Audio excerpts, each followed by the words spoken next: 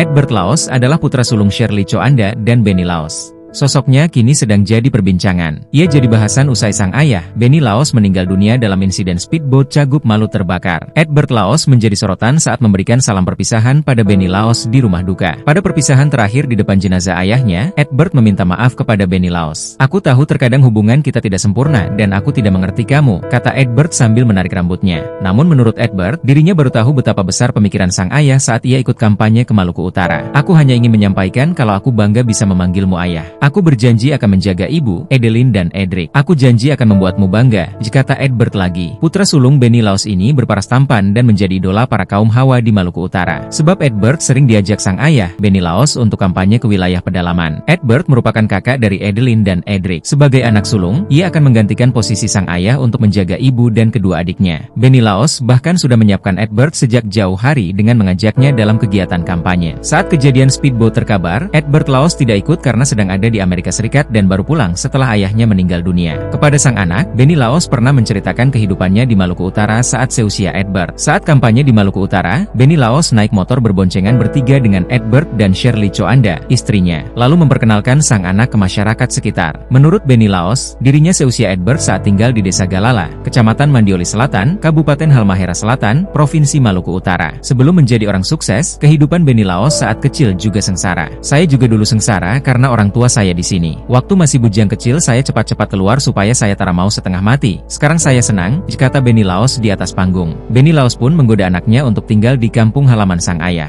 Jadi anak Benny Laos dan kuliah di Amerika Serikat, Edward pun tak canggung berbaur dengan masyarakat. Ia bahkan membagikan buku-buku cerita untuk anak-anak yang ada di kampung halaman sang ayah.